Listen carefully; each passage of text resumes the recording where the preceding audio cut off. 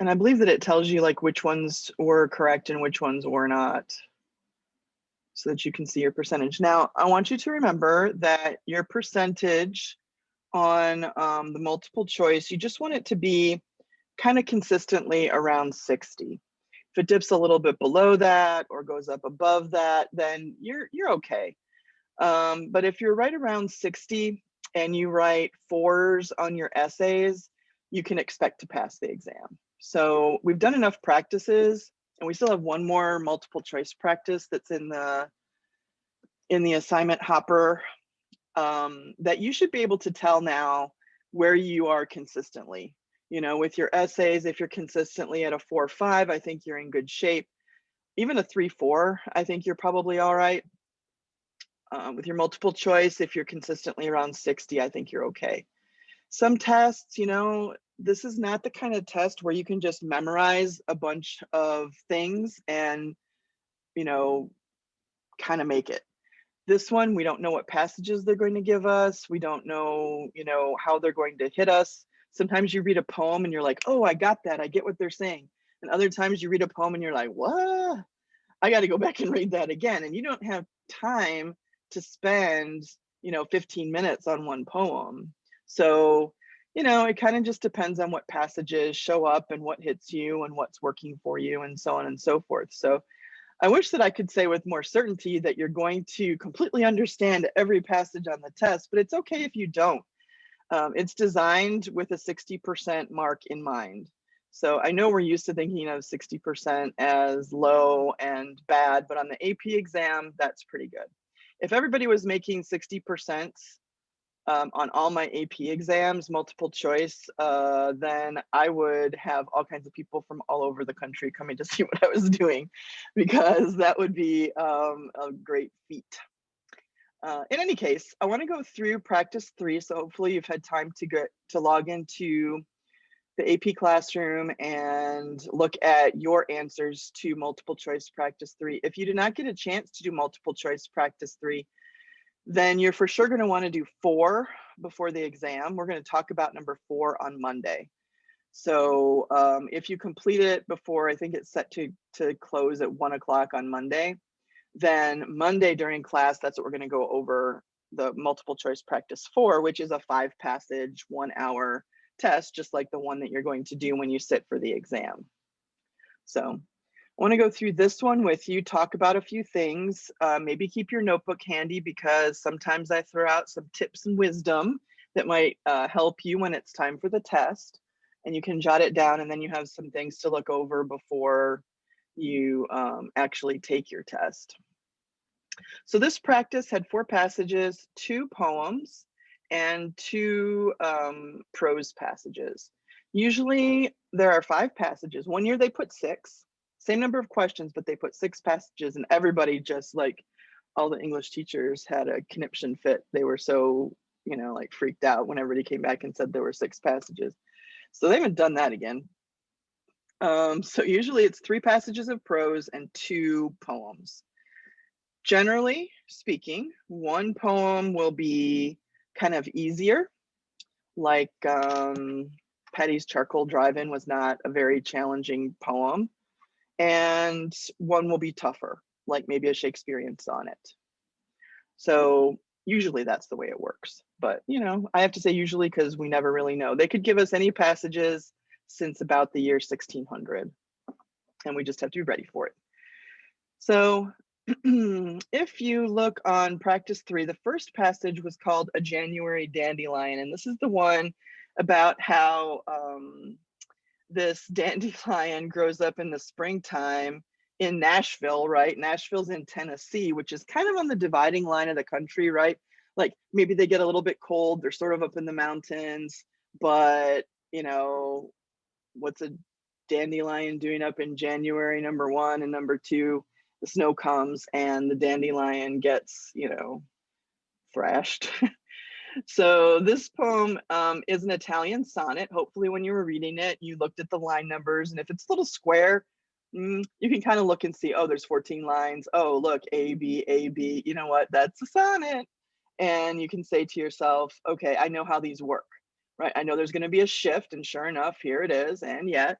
And I know that the top part is going to present an idea, and the bottom part is going to respond to that idea. So like all that should click in your mind in a matter of, I don't know, like 10 seconds. And then you just have to figure out what's happening on the top part versus what's happening on the bottom part, because they're probably going to ask you a question about that. So in poems in general for multiple choice, the thing I would be looking for is I would be looking for shift. Like if I'm just going to bring it down to basics, they might ask me a question about simile or something else in the questions. But if I notice the shift, then I can, and what it's shifting from and what it's shifting to, then I can usually understand the poem well enough to start answering the questions. Not just where the shift is, but like the from and the to. So if I take a few seconds to figure that out after I read it, then that puts me in a good position to answer the question. So that's my tip for multiple choice on poetry. Question number 1 said, in lines 8 through 10, the speaker primarily does which of the following? So they're only talking about 8, 9, and 10. So remember that if they give you a range of lines or paragraphs, or if they do this thing where it starts here, dot, dot, dot, and it ends here, they're only talking about that part, not other parts of the poem, not, you know, in general. They're only talking about those 3 lines. So this is the shift right here. And in those 3 lines, and yet thou blasted yellow coated gem, it's talking about the dandelion, full many hearts have but a common boon with thee, now freezing on thy slender stem. So the correct answer here was D, introduces a comparison between the dandelion's fate and human experience, because that's the shift. Up here, it's all about how the snow has come and like screwed up this dandelion. But this part is about how, just like people, this dandelion seems to have a heart that's beating because it continues and it's going to survive, even though it's been, you know, sort of rained on by this snowstorm, or snowed on, I guess I should say. So the dandelion's fate, normally you would expect that dandelion to get killed by the snow, but it's being compared to human experience. Well, human beings are resilient, and so is this dandelion. Question number 2, in line 5, thoughtless is best understood to mean. So usually these questions will be right next to the poem when you take the AP test. They're not on this printout because that's just the way the program runs. But when you take the test, paper, the questions should be surrounding the poem. So you're not gonna have to flip too much. If you have to turn the page, they'll usually reproduce the poem again there for you. If you're taking the digital test, I think the poem will be there and the questions will change, kind of like the AP Classroom one. So you can go back and refer to that.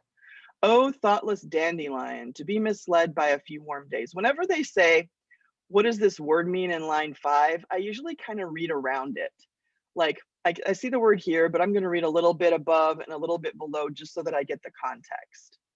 And the tricky thing about those questions, and we'll see it a few times in this particular practice, is that all of these are definitions of thoughtless.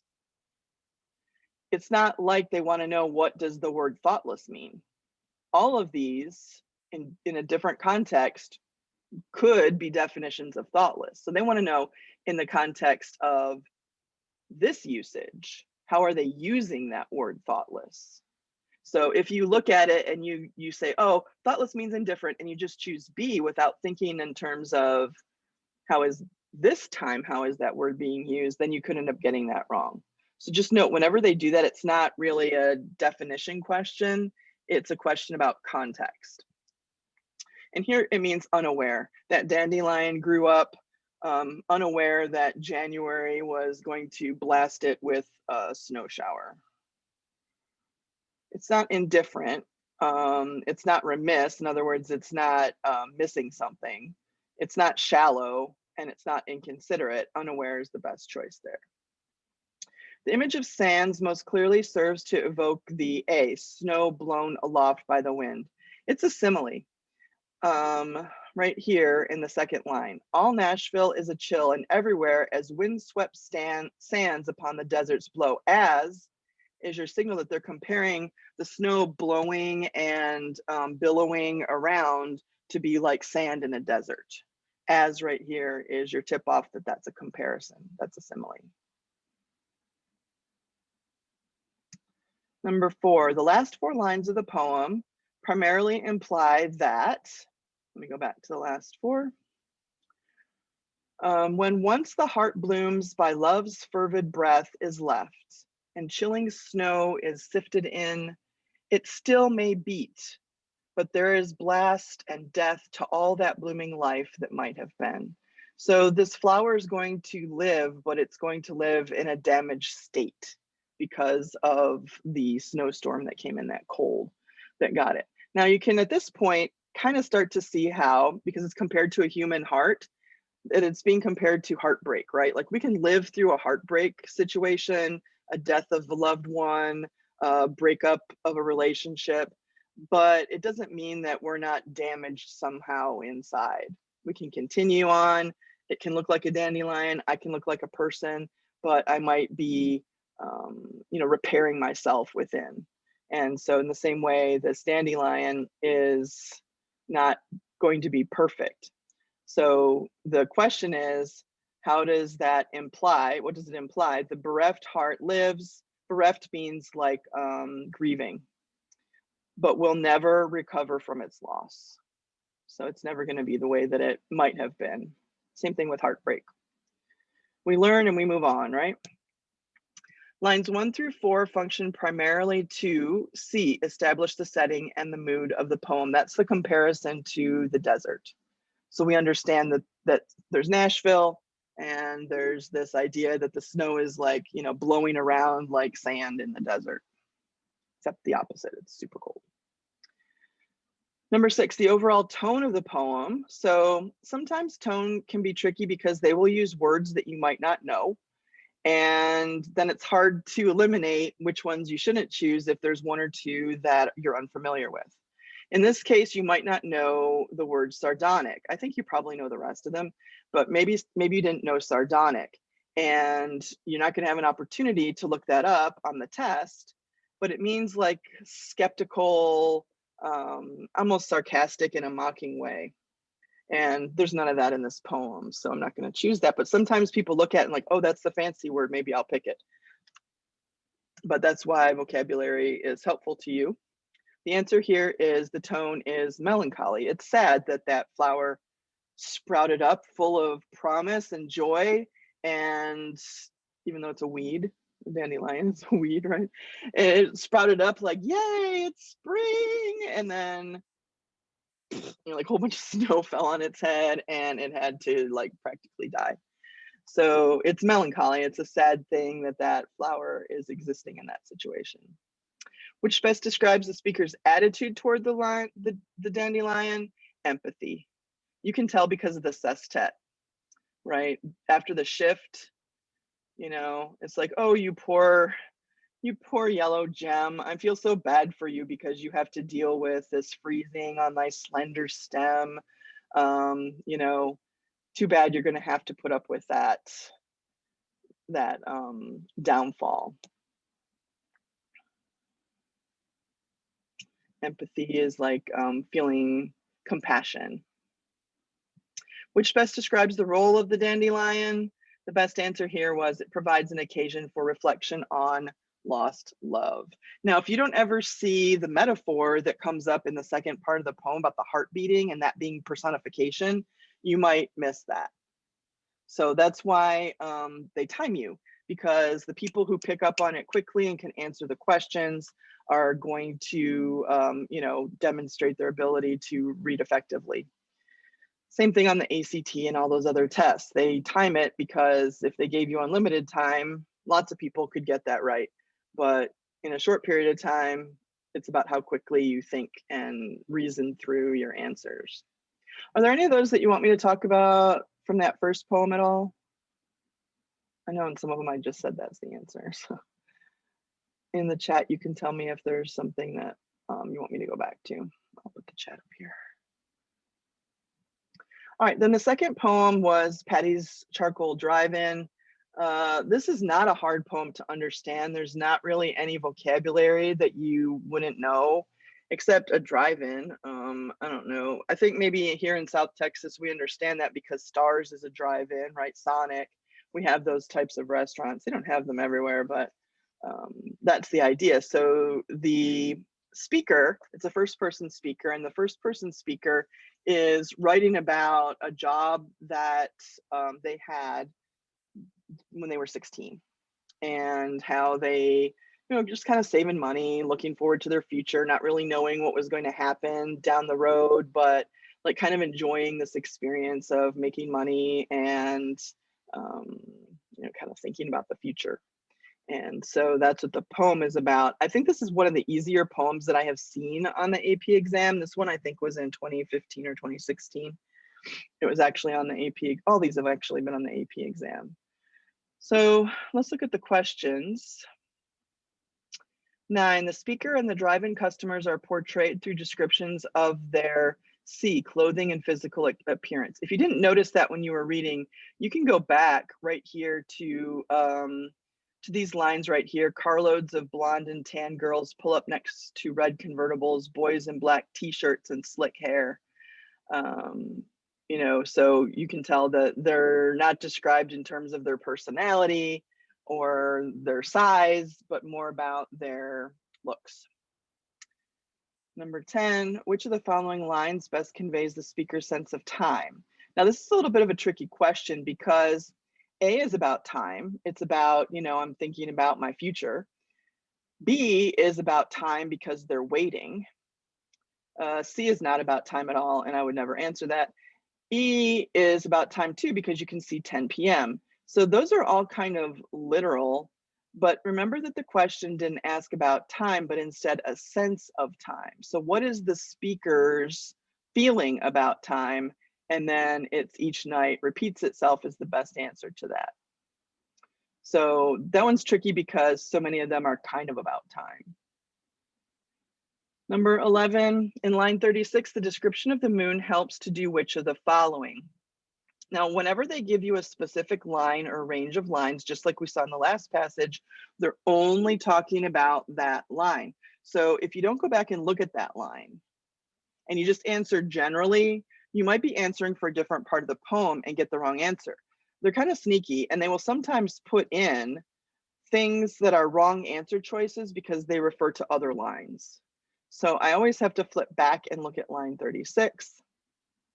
The moon sitting like a cheeseburger on a flat black grill. Okay, another simile. Now I'm hungry for cheeseburgers. I don't know, that poem makes me hungry for cheeseburgers all the time. Where was it? Did I pass it? Yeah, I did. Okay. Yeah, it's right here. The description of the moon, well, it's compared to a cheeseburger on a grill, helps to do which of the following? Emphasize the speaker's sense of foreboding. Foreboding means like fearing the future, and that doesn't happen. She's just curious. I mean, like when you're young, you're like, what is my life going to be like? I don't even know. Like I have goals for myself, but I don't really know how it's going to play out. Link the changeable nature of the moon to that of the speaker. Well, that doesn't really happen because the moon is compared to a cheeseburger. C, convey a sense of the speaker's limitations. I don't know how the cheeseburger does that. D, cause the speaker to assess how her present position is relevant to her goal of becoming a writer. Well, we never even knew about that goal. They're just throwing that in there. So E is your best answer. Show how the speaker's current situation influences her perception of her environment, because you have the connection between her current situation and her perception of the environment. So the moon and the cheeseburger are in her environment, and that's her current situation. So it's kind of like bringing those two things together. So E is your best answer there for number 11. There wasn't a question on this practice that stuck out when I was looking at how everybody did, where there was one that people really struggled with. I know on the last practice that we did, I was talking about that, but all of them were pretty good. Most of them, more people got it right than not. So we didn't have any of those this time. 12 was a little problematic, but not overly problematic. The interjection in line 34 serves primarily two. The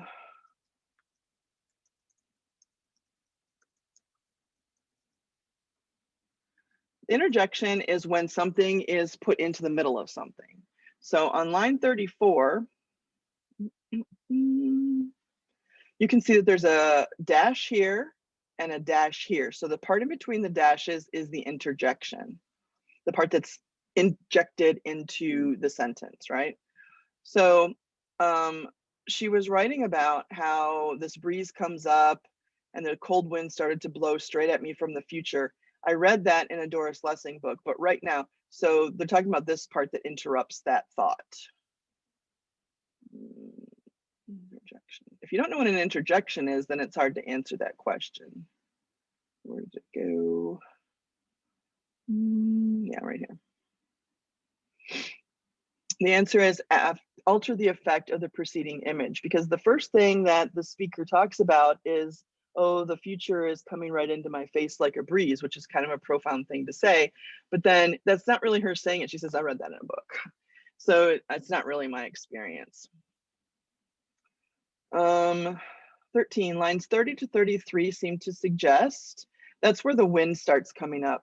And I don't know if I can't remember if it's mentioned in that book about how to read literature like a professor, but winds, a change in the weather is usually symbolic of a change in the life of the protagonist or the circumstances in the piece. So this one is possibility of an ominous change because the winds are blowing in and they're cold winds, so that's why. The speaker considers her work at the drive-in to be A, predictable and uncomplicated. I meant to put this up here. Now I'm noticing it. Oh, it won't let me put it up there. I think I meant to put it up there.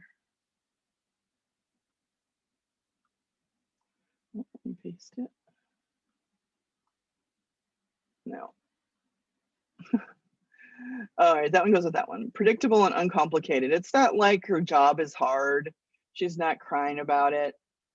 She's kind of enjoying it.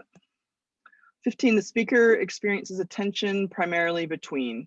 Tension is kind of like the younger sister to conflict. So when they say tension, they just mean like, there's a little bit of, a feeling. There can be conflict in the room or there can be tension in the room. Tension is kind of less aggravated than conflict. So there's a tension between D, her satisfaction with her job at the drive-in and her undefined future life, because she doesn't know what's going to happen in the future. That comes out a few different times in the poem. A doesn't work because the drive-in customers, I don't know if they're characterized as superficial. I mean, they drive up in convertibles and they have certain appearances, but I don't know if that means they're superficial. The artificiality of the drive-in and the reality of the natural world. Well, the natural world isn't really described there except the breeze. Her desire to please others and her attempt to define her own identity. We don't know about her desire to please others. That's not present in the passage. The need for money and her quest for knowledge. Neither one of those are articulated either in the passage. So the best one is D.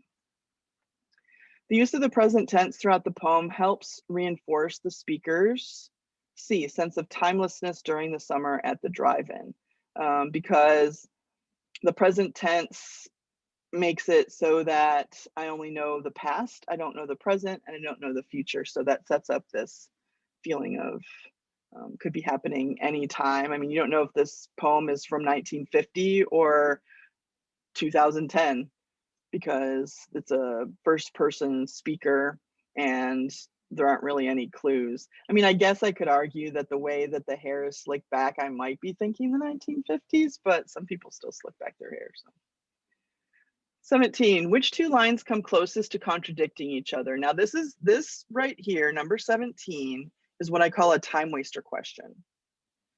If you're running out of time, I want you to just put something on those questions and move on.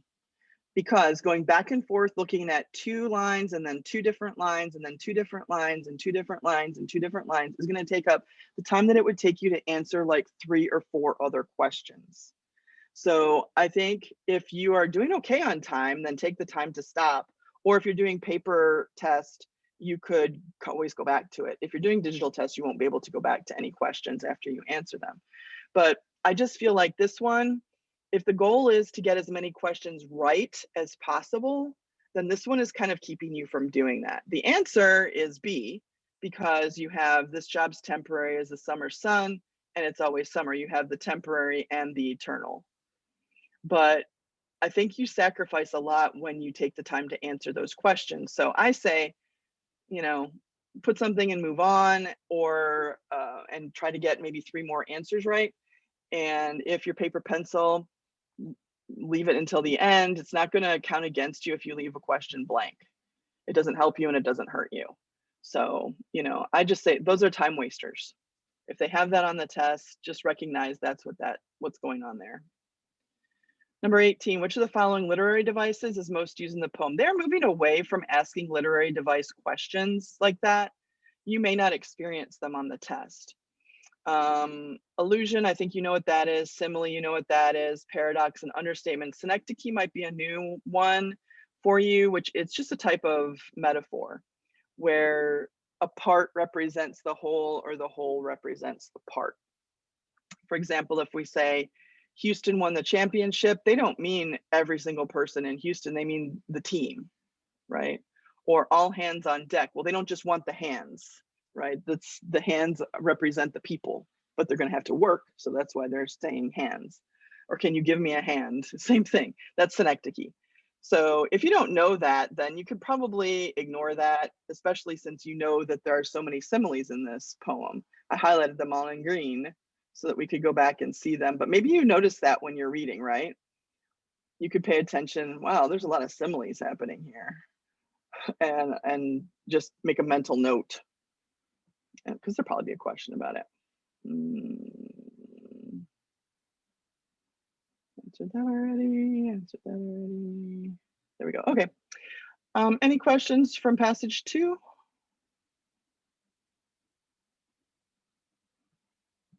Hopefully I give you some tips about what to look for, what to think about when you're looking at those poetry multiple choice selections. The last 2 on this test are prose ones. I think on number 4, they're kind of mixed up like they will be on the test.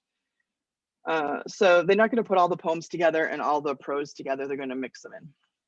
So this one is from a piece of fiction called Go Tell It on the Mountain. And it's about this protagonist, John, who goes to church. It's a very lively church. It could be a Black church. And because you have, some descriptions of some of the people there. And it's about how he goes to church and he appreciates the experiences that the people around him are having in church, but he does not feel them. He likes the time that he's there at church, but he's not moved by, he's not having a religious experience every time he goes to church. And other people are. They're like standing up and clapping and, having the joy wash over them. And he doesn't ever really feel that. He appreciates it, but he doesn't ever really feel that. I made some notes here about what you can look for just mentally at the beginning, the middle, and the end of these little selections of prose. When I'm looking at these, if I'm doing paper pencil, I'll sometimes highlight or mark or circle or whatever. You don't have to, but at the beginning, I try to notice the setting, the situation, and the protagonist. Do I have a first person narrator? What's the setting? Are we talking about 1920s Alabama? Are we talking about 1815 London? Where are we? Nashville, what? Just sort of mental notes and who's in charge, who's the main character. In the middle, I try to look for what's the conflict and what's somebody sort of realizing. You can also look for shift. A lot of times those passages will shift halfway through, or you'll have a realization. In this passage, you end up having a realization because you realize that he's not feeling it. He's not feeling the excitement that other people are feeling. And you start to pick up on that where I've highlighted green here. At the ending of the passage, I like to look for some sort of significance. The person, everything's not going to be resolved necessarily because sometimes they take a section out of a novel or whatever. But I try to look for what was the main point, what was this little section getting at, that kind of thing. I kind of keep that in my mind. So question number 19, near the bottom of paragraph 1, the words perhaps someone coughed or the sound of a car horn or a curse from the streets came in, have which of the following effects? The answer is they emphasize, because it's contrasting, the quiet aspect of the church, which comes like right before it. So the rustling and the whispering ceased and the children were quiet. Perhaps someone coughed. So then there might be a little noise, but it's about how quiet it is right before the service starts. And then the music starts and people are playing the tambourine and clapping their hands and all that stuff. So it's about that quiet moment right before the service starts. 20, the image of a planet rocking in space near the end of the passage suggests all the following except. If you see except, remember that you are choosing a wrong answer, right? Like sometimes people forget that they're looking for the one that is not true. And so they either get hung up thinking, well, so many of these are true, which one is the right answer? Because they forgot that it was an accept question. So just be on the lookout for that. In this case, despair of those who are bound to earth, there's nothing in the passage about that at all. However, there is energy generated by the worshiper. So I kind of like check power of God in the heavens. Yeah, there's talk of like, there's like some angel imagery, check. Swaying the congregation to music. Yep, they get up and start dancing. Cohesiveness and unity of the congregation. Yep, they're all together singing the song. So, process of elimination sometimes on those. Also, sometimes the correct answer will support a misreading of the passage. So could happen that if you start thinking this is true, like if you forgot the except, then you could be down a dark and lonely path of misreading the passage. So be careful. 21, in context, the saints, bread of life and arms outstretched like wings, serve to, well, they're all biblical allusions, right? Evoke an otherworldly atmosphere resonant of the Bible. That's kind of a biased question. And I have to think that nowadays they would probably avoid a question like that because not everybody who takes the test knows the Christian Bible, right? They're becoming more sensitive to that kind of thing. But that is a biblical allusion. Maybe they'll leave it in. The Bible is a piece of literature, so maybe they would leave that in. But all those things, you can see what they have in common. And as soon as you get to A, it's kind of like, oh yeah, that's definitely biblical allusions.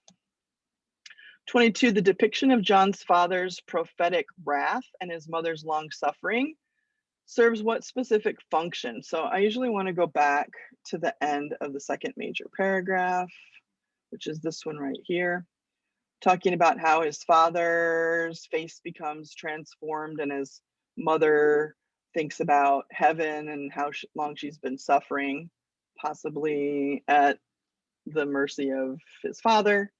So it says that endurance, that long suffering, he had read of in the Bible and found so hard to imagine. Like he hasn't experienced that himself. So that one, the answer is here, C. It provides a specific example of a preceding general description, the general description of what he sees in his father and his mother's faces, and it made it real, even though he has trouble to imagine himself in that situation. 23 is about the effective imagery, the attention the speaker pays to the details of sound.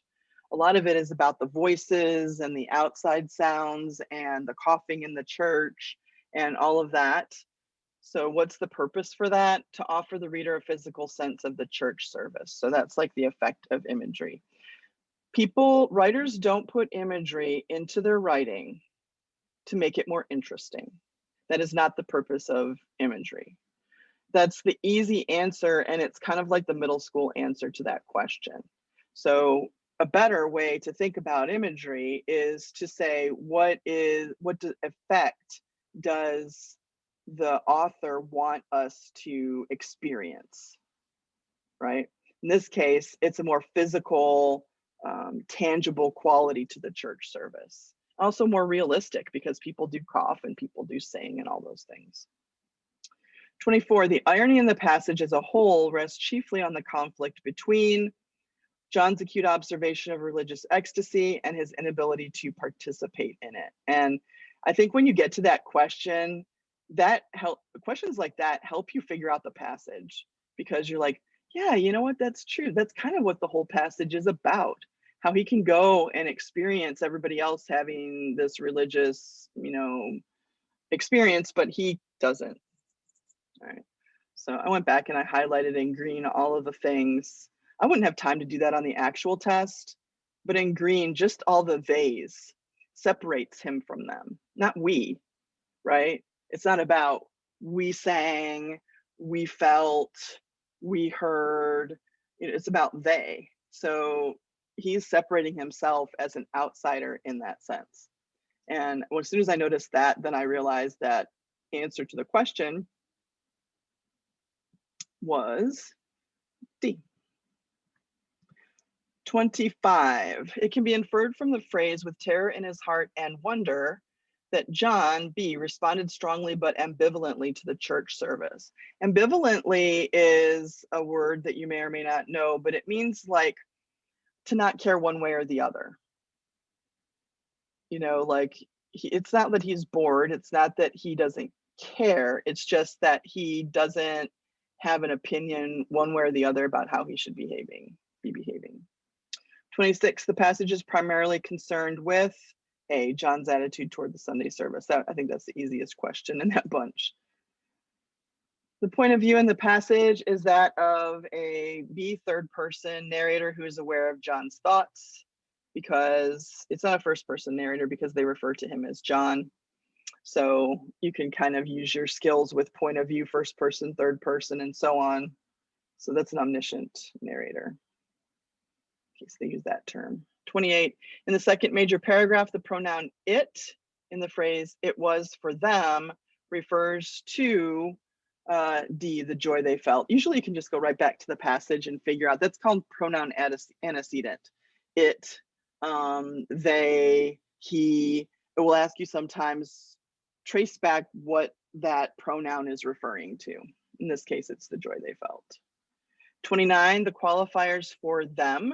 And so everyone said suggests that C, John feels himself to be isolated. I already talked about that. Now here's a little tip.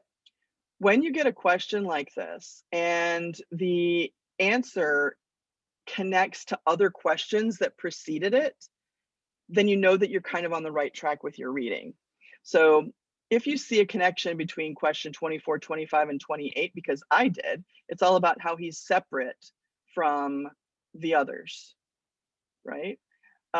If I'm getting that, and the questions are kind of like validating that I'm on the right track with the passage, it's how you know that you're on a good track. Third, if you start running into problems like that, then maybe you misread the passage. 30, which of the following best describes the effect produced by the repetition of the word seeming and seemed throughout the passage? A, it serves to emphasize John's particular individual perspective. That goes back to that same thing, that he's isolated and separate from them. So several questions have dealt with that. 31, which of the following best describes the effect produced by the repetition of the phrase, there had never been a time when? D, it emphasizes the pervasiveness of the Sunday service in John's memory. In other words, it's been in his memory since the beginning of his memory. Pervasive, however, is a word that you might not know, and they will sprinkle them in there, which will make you question whether you're answering correctly if you're not 100% sure what the word pervasive means. Or down here, naivete, right? So that's where vocabulary building is important as you're reading throughout the school year. 32, the style of the passage as a whole is characterized by C, sentences that contain several modifying phrases and subordinate clauses. That's a grammar question, and they do sometimes put those in there. All of them I highlighted in purple.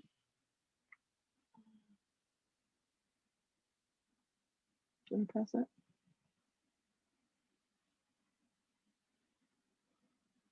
So the subordinate clauses and those sort of like interrupting phrases are all over the place. They want to know what's the effect of that. And the answer is sentences, yeah. Well, style of the passage is characterized by those that are there. All right, the last passage is from Mark Twain, from Life on the Mississippi, which is about his own life, but it's sort of fictionalized. And so it's about being on the water. I use this one because it's a really good example of shift in a prose passage. So that just points out you can find shift not just in poetry, but also in the prose passages. Look for that because that's going to be like the turning point in understanding it. Even if it's a hard passage, look for a moment where things change. This one, it's pretty obvious because the first paragraph is about one way of looking at a sunset, and the second paragraph is about a different way of looking at the sunset. And some of the questions even reflect on that. And he gives us a little bit in the opening part here, he gives us a little bit of a clue, a foreshadowing about that. He says, I had made a valuable acquisition by learning the language of the water. In other words, he's a steamboat worker. And so he goes up and down the Mississippi River and he learns the way the river winds, all the little telltale signs of problems or, you know, whatever. So learning that was a valuable acquisition, but I lost something too. And so the first paragraph describes how beautiful the sunset is and how he looks at it originally with the eyes of a normal person, right? The beauty in it, the colors, the textures, and all of that stuff that you would notice in nature. But the shift then is after he says, you know, as I have said, a day came when I began to cease from noting the glories and charms. After a while, everything was a signal to me because I had to do my job. I noticed that when the sun's that color, it means it's going to rain. Or when this stump is showing over here in, you know, by the shore, it means that the water is rising or whatever. So he says everything turned into a signal. So 33, in context, the language of this water is best understood to mean the indications of change, the things that you would have to notice if you were a riverboat captain going up and down the Mississippi. 34, as used twice near the beginning of the fifth sentence of paragraph 2, should is best interpreted to mean would. You can just use process of elimination on that one. 35, in the sixth sentence, somber is best interpreted to mean, here's another one of those. All these definitions are definitions of somber, but in this case, they mean dark because in the sixth sentence, oops, I meant to highlight it.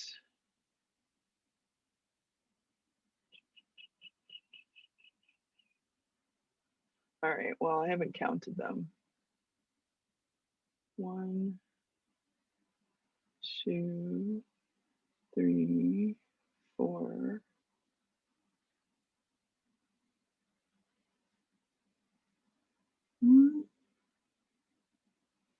Oh, here it is. Right. So he's describing the radiating lines delicately traced on the shore, densely wooded, and the somber shadow that fell from the forest. So it means the dark because it's describing a shadow.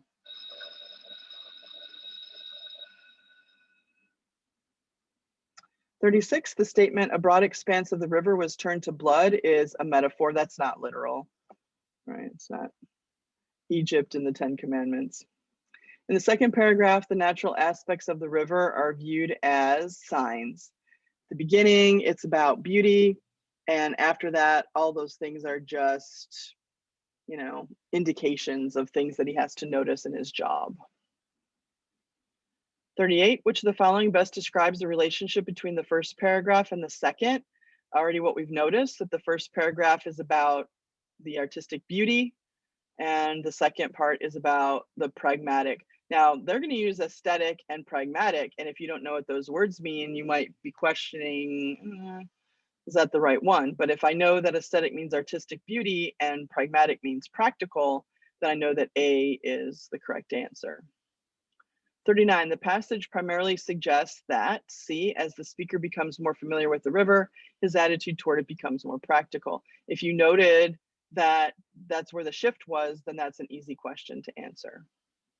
40, by learning the language of the river, the speaker gains C, technical knowledge, but loses an appreciation of the river's beauty. That's stated right off at the beginning. Remember how I said at the beginning of a prose passage, I'm looking for like the basics, the setting, the situation. And he says that straight out. I had made a valuable acquisition, but I had lost something too. All right, and that was the end of practice number 3. Hopefully I didn't take too long talking about that and boring you, but I like to walk through it a little bit because I think maybe it gives you some ideas for thinking about your own approach to answering the multiple choice questions, because that hour goes by like fast, right? The last thing I wanted to talk to you about today before we finish up, because we don't have class on Friday, is that I've already figured out the rest of our class meeting dates. So if you want to put these into your schedule, today is going to be our last Wednesday meeting. Next week, Wednesday, the paper students are going to be testing in the morning, so we're not going to have class on that day. But on Monday the 10th, this Monday, let me back up. So today we're going over the multiple choice practice 3. We're going to have class again on Monday. On that day, we'll go over practice number 4, which is still available to you in AP Classroom. So you've got until like Monday at 1 o'clock to do those. And then when you come to class, we'll go over the answers to that one, just like we did for number 3 today. That is a full length test. It's got a few fewer questions, like maybe 6 questions fewer, but it's got five passages. Then we're not meeting next Wednesday because, like I said, the paper pencil people are testing on the 5th here. Now, 2 days after that test, I will get the free response questions that they had on the test. So on Monday, the 10th, I want to have class so that the people who already took the paper test, we can kind of like debrief on the free response questions. I never get to see the multiple choice questions. We can talk about the free response, and maybe that will help the people who are taking the digital test on the 18th, because they'll hear us talking about and going over the questions that you guys actually had the week before. So that is going to be for the 10th. And then on the 17th is going to be our last class. We're just going to kind of review for the digital test. I don't think the paper test takers need to come to that class necessarily. But I do want to have a little bit of a reminder kind of session, because the very next day on the 18th is the digital test. So I feel like we should have a class on the 17th. But after today, no more Wednesday classes, no more Friday classes, just Mondays for the next 3 weeks, and then we'll be finished. Questions about that schedule? Hopefully that makes sense to you. Seems pretty practical. All right, that's it for today. I know I went a little longer than I expected to, but I think it was all for the good of our improvement on the test. I'm happy to see everybody's progress. I think everybody's in good shape for the exam. We just are going to just push through a few more class periods, and then we'll know that we did everything that we could do to prepare. So if anything comes up, you should be working on the assignments for this week, which are multiple choice practice 4. And if you wanted to revise your practice Q3, the one on sacrifice that we were talking about on Monday. So that's optional. You can do that for a better score. That one is going into the grade book. So if that matters to you, both of those things are not due until Monday. And that's it. I don't see any questions in the chatteroo. So I guess I will say goodbye. Have a good class. Have a good rest of the day, and I will see you for class on Monday. All right. If anything comes up, just send me a message. Bye. Bye, Miss. Have a good day. Bye, Miss. Have a good day. Bye. You too.